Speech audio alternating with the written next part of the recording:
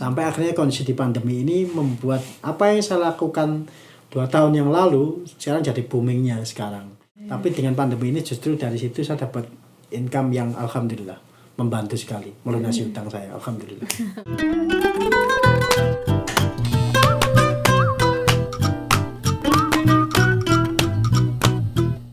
Assalamualaikum, selamat bergabung di Noise Story Inspirasi Teman Sendiri. Dan kita masih di Ipokopi, kolaborasi bareng Kebab Alien bersama tim produksi MS Studio dan Famos Studio Recording. Dan hari ini teman kita yang hadir adalah Mas Lazuardi. Sehat-sehat Mas? Alhamdulillah saja.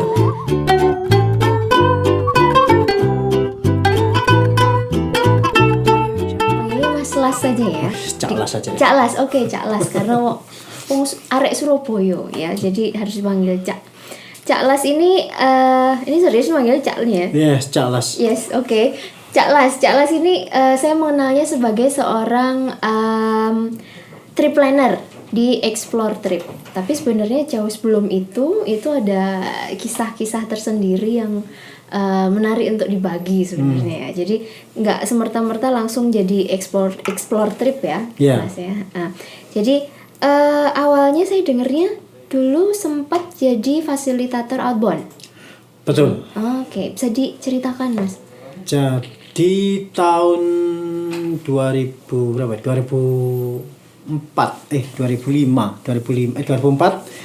setelah lulus kuliah, saya karena memang hobinya dulu aktif di kepecinta alaman dan kegiatan alam terbuka, terus lagi tren-trennya hobi masuk di Indonesia, outbound masuk di Indonesia.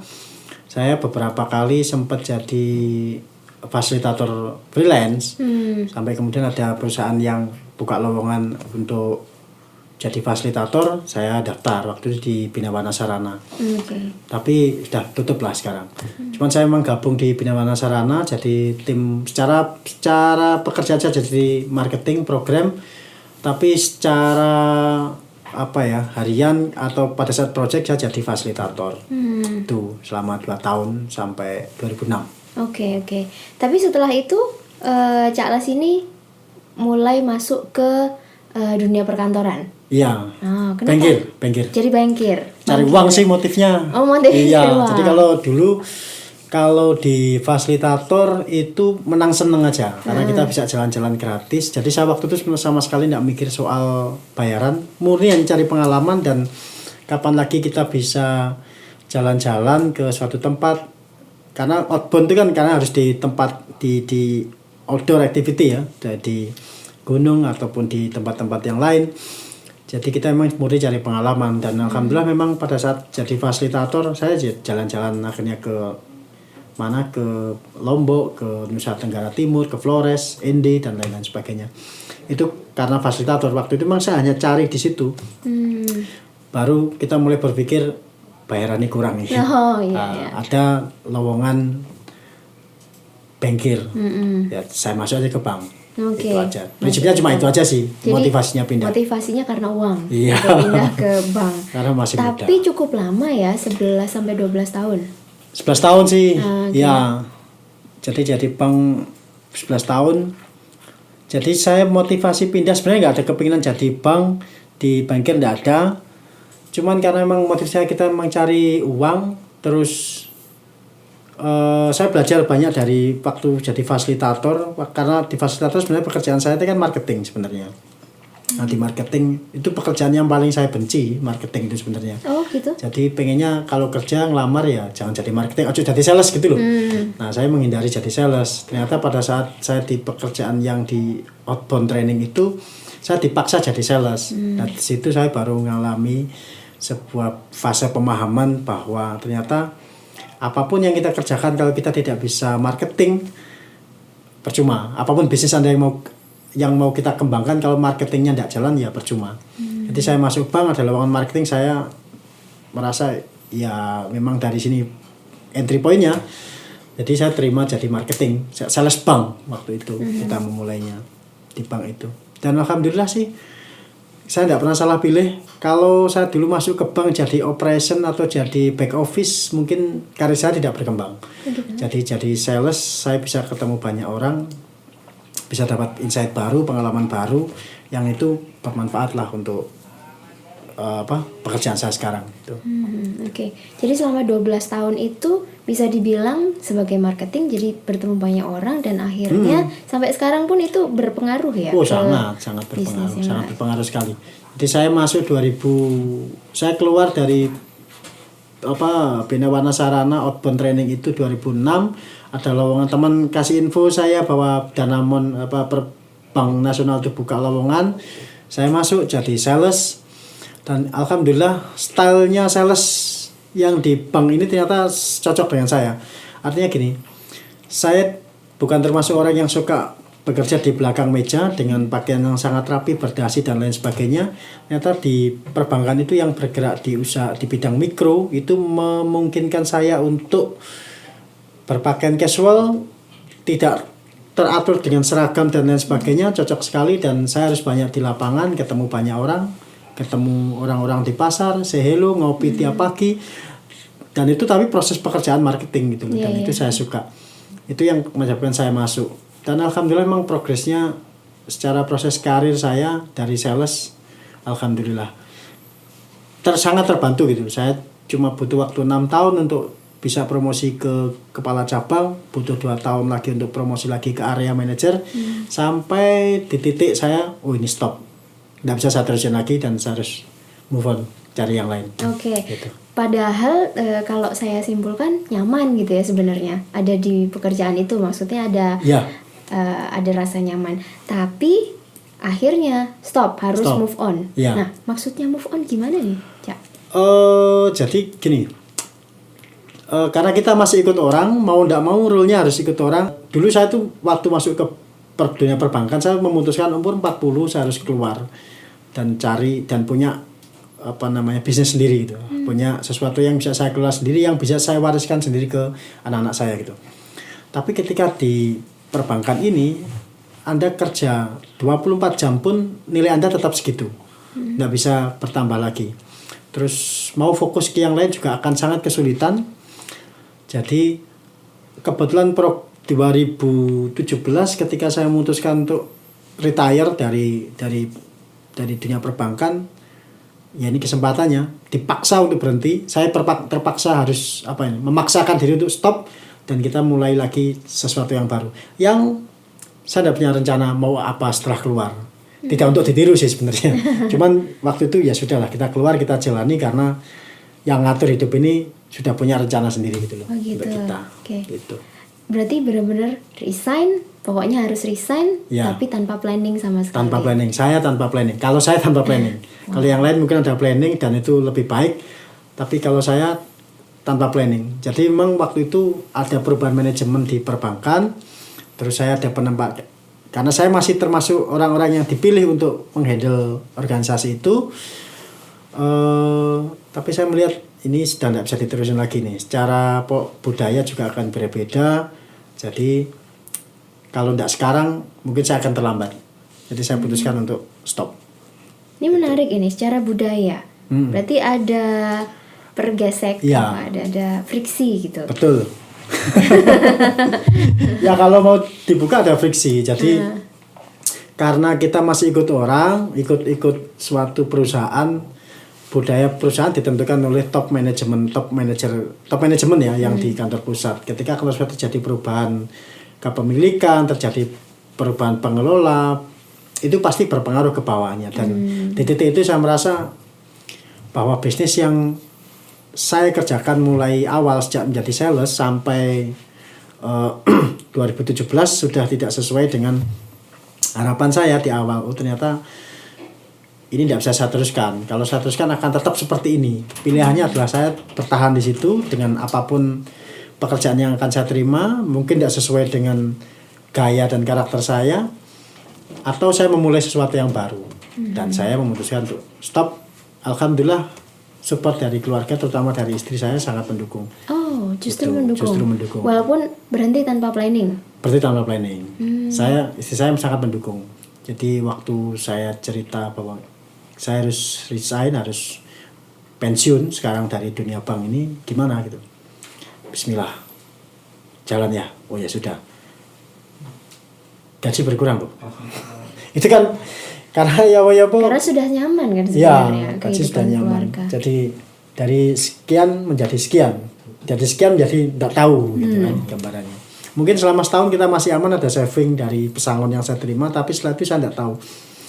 Tapi alhamdulillah istri saya support, gak apa-apa, wis ayo dijalani aja, bismillah gitu. Ya alhamdulillah saya memutuskan untuk keluar di bulan Maret 2017 dan sampai sekarang saya masih hidup. Dan anak-anak sendiri juga nggak masalah dengan itu ya? Oh iya nggak masalah. Kalau anak-anak sih sebenarnya prinsipnya karena dia masih mau enjoy dengan mainan, dengan dunia bermain, sepanjang masalah itu masih kita bisa fasilitasi mungkin dengan penurunan sarana. Ya kalau dulu kalau jalan-jalan kita harus hotel dan lain sebagainya gitu. Sekarang standarnya sarupa.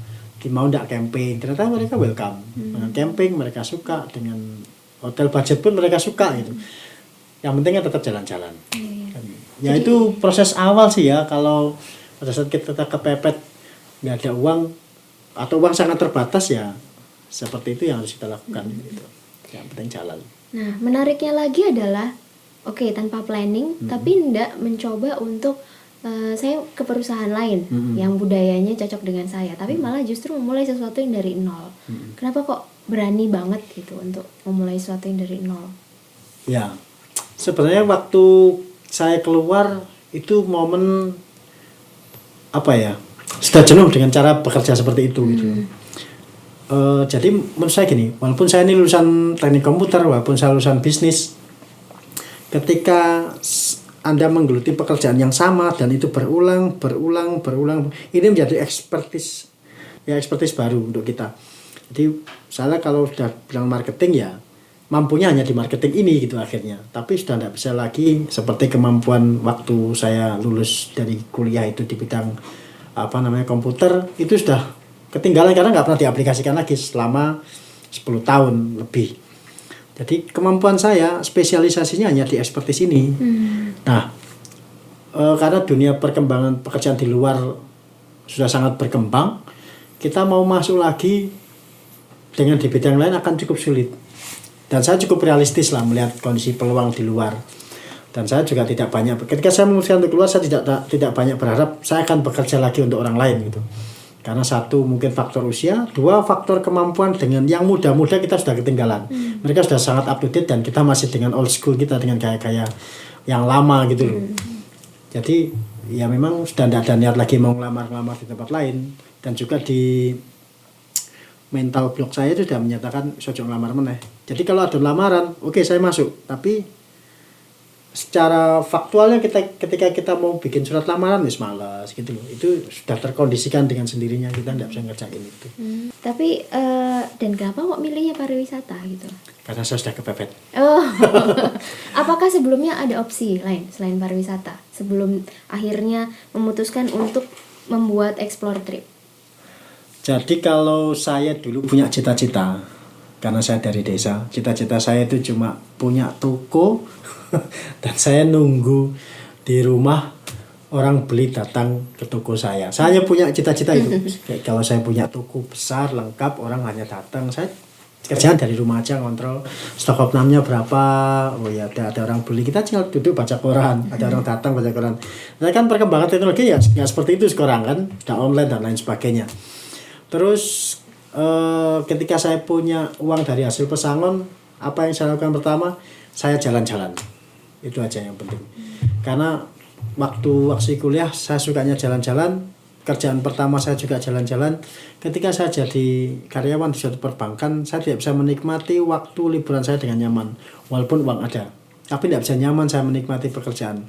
Saya pikir banyak teman-teman juga yang mungkin sekarang masih bekerja ikut orang. Ketika cuti, beberapa tapi banyak. Anda masih sering telepon bosnya, yang ini belum selesai loh, padahal Anda cuti gitu. Dan itu saya alami gitu. Saya alami betul. Saya baru bisa menikmati cuti itu sekitar dari 11 tahun saya bekerja, paling sekitar 2 tahun terakhir aja. Itu saya bisa cuti dengan tenang. Dan itu memang saya planning, saya tidak mau diganggu gugat, cuti saya seperti ini. Saya naik gunung atau saya jalan-jalan kemanapun yang tidak bisa diganggu gugat.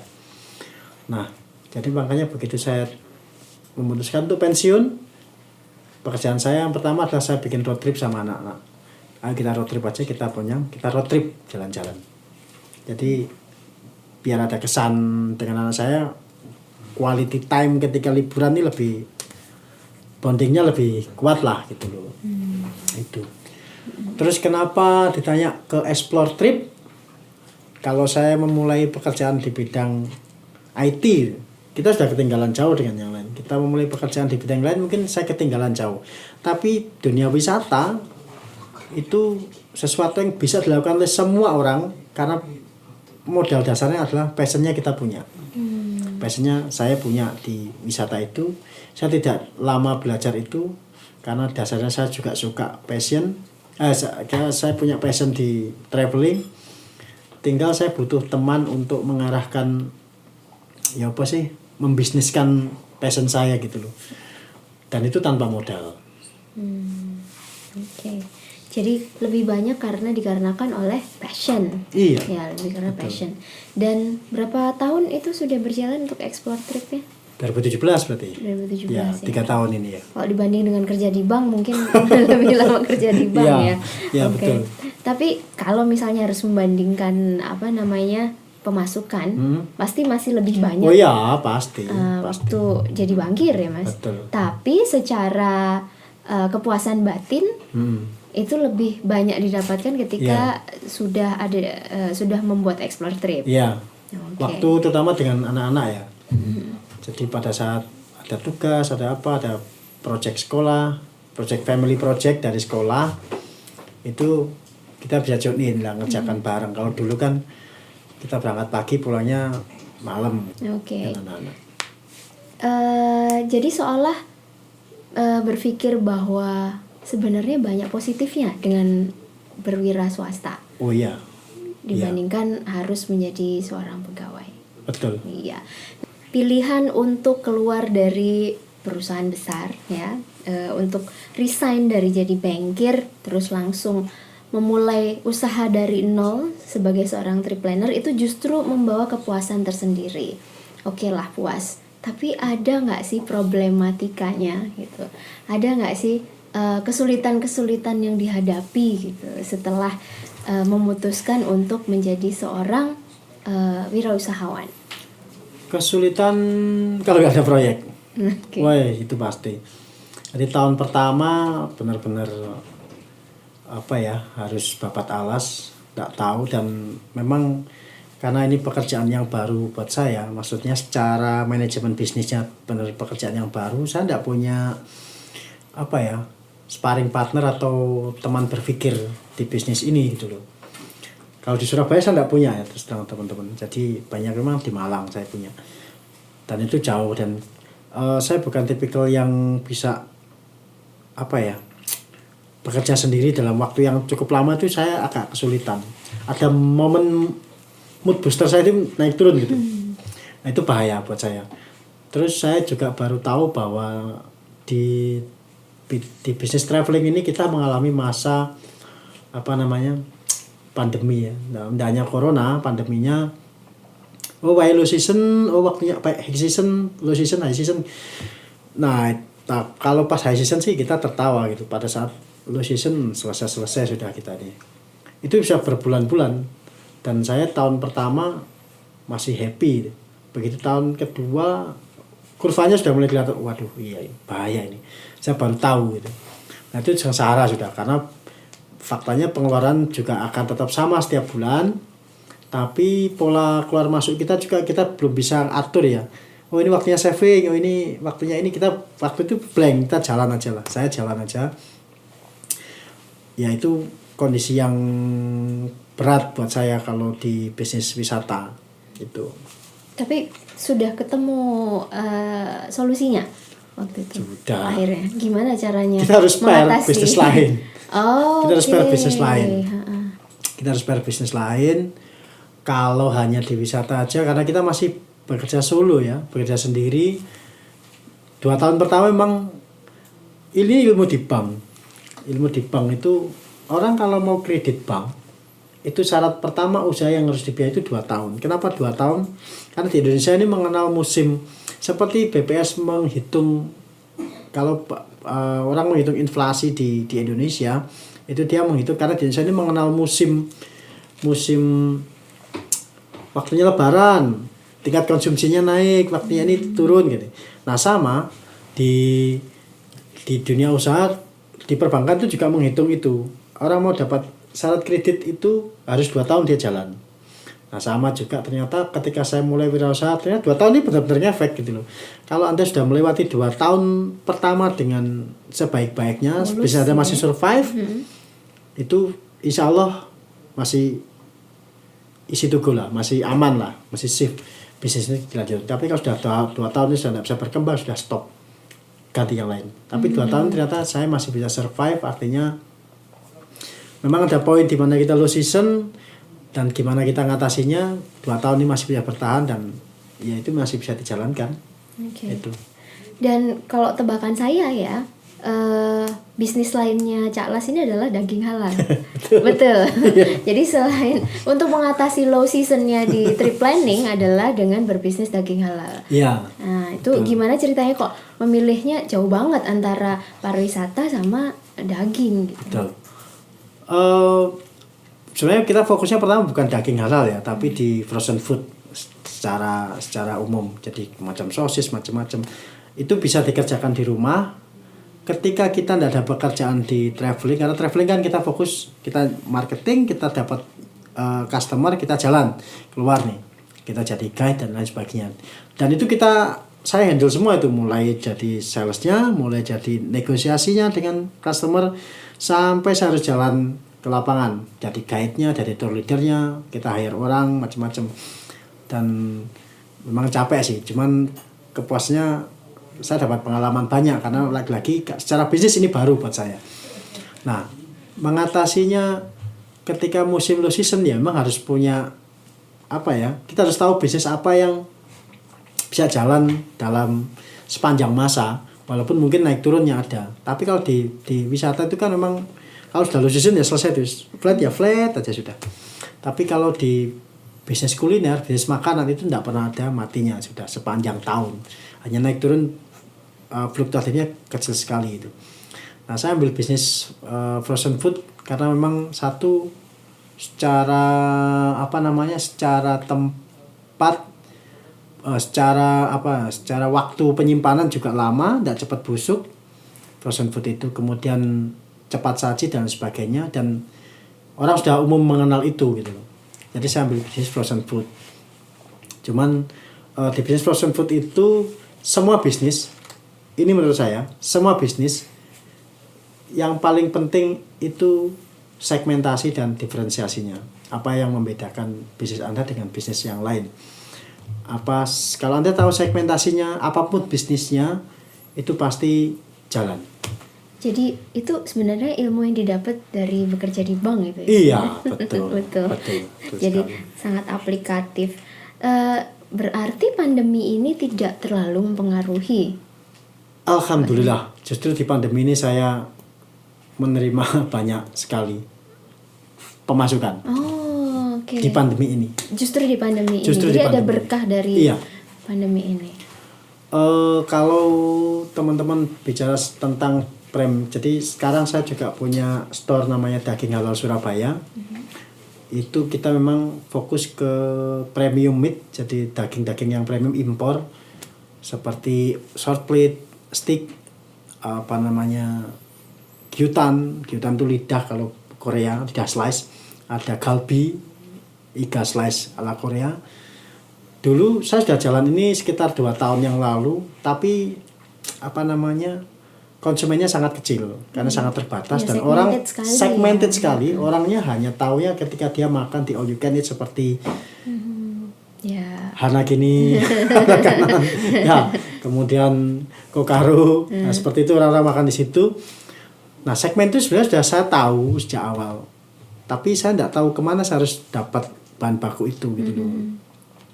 Nah saya sudah mulai jualan karena saya dapat distributornya, saya sudah mulai jualan itu, sama saya dengan istri saya sudah mulai sales untuk produk-produk itu, tapi memang tingkat penjualannya masih kecil karena orang banyak tidak tahu dan kita masih harus cari segmennya yang yang jual itu siapa gitu loh. Sampai akhirnya kondisi di pandemi ini membuat apa yang saya lakukan 2 tahun yang lalu sekarang jadi boomingnya sekarang. Dan saya masih pakem di apa spesialisasi di daging itu sampai hari ini. Dan menurut saya berkah banget, walaupun saya tidak mengharapkan ada pandemi ya, tapi dengan pandemi ini justru dari situ saya dapat income yang alhamdulillah membantu sekali melunasi utang saya, alhamdulillah. Alhamdulillah. Ya karena semua orang memilih untuk tinggal di rumah daripada pergi ke restoran, jadinya lebih banyak order di situ ya. Iya betul. Oke. Nggak ada kebayang mau bisnis lain lagi gitu, Cak Las? Belum ada. Saya masih ya karena kalau hitung-hitungan secara waktu saya harus tune in di bisnis ini 5 tahun setidaknya sampai ini settle banget, tahu pola pergerakannya mau seperti apa. Jadi kalau 5 tahun tapi bisnis ini sangat menjanjikan menurut saya di frozen food, terutama di daging halal, di daging ya, itu sangat menjanjikan. Jadi saya masih belum berpikir untuk membuka usaha bidang yang baru karena terlalu banyak coba-coba. Jadi kalau ini sudah sangat cukup, tinggal saya harus membuat diferensiasi produk yang serupa tetapi punya segmen sendiri-sendiri. Jadi prinsip saya gini, kalau segmennya itu sudah terlalu luas, kalau ini menurut saya ya, kalau segmennya sudah terlalu luas dan terlalu banyak kompetitor yang masuk di dalamnya, tidak apa-apa, kita join aja di situ. Tapi kita punya segmen di piring-piring kecil. Tinggal kita masalahnya adalah cari segmennya siapa. Kalau segmennya sudah ketemu, sudah selesai lah. Insya Allah aman. Iya, oke. Jadi untuk yang mungkin tertarik untuk bekerja sama dengan daging halal gitu ya, pengen juga jualan daging halal di rumahnya, boleh kan ya? Boleh dong. Ya, langsung ada apa Instagramnya apa WhatsAppnya nanti ada di bawah di bawah situ ya. Oke.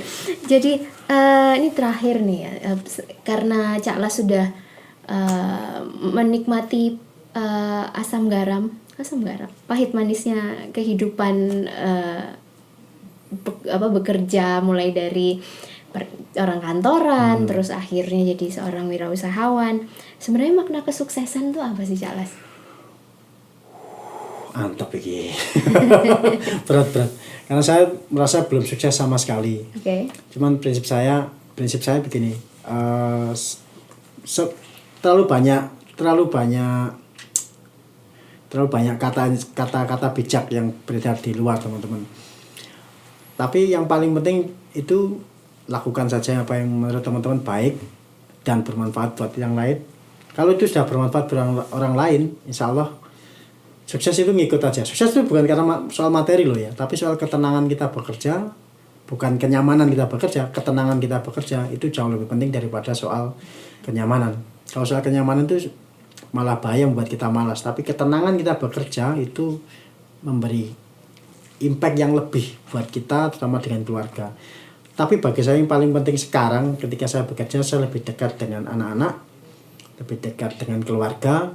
Semua bisa kita lakukan bersama-sama dengan keluarga. Itu aja. Soal hasilnya mau seperti apa, pasrahkan saja yang mengatur hidup kita. Ya, keluarga aja yang paling utama ya. Sip. Oke, jadi jangan pernah takut untuk keluar dari zona nyaman dan cobalah mencari ketenangan, jeli melihat peluang dan segmen ya, karena kita masih akan tetap bisa bertahan gitu ya, Cak Las ya. Matur nuwun sangat. Sama-sama. Sudah hadir di Noi Story di sini. Sukses selalu untuk semua bisnisnya. Mungkin nanti akan merambah ke bisnis yang lain juga. Amin. Oke, monggo Dionjo. Oke, sampai di sini dulu. Assalamualaikum. Waalaikumsalam.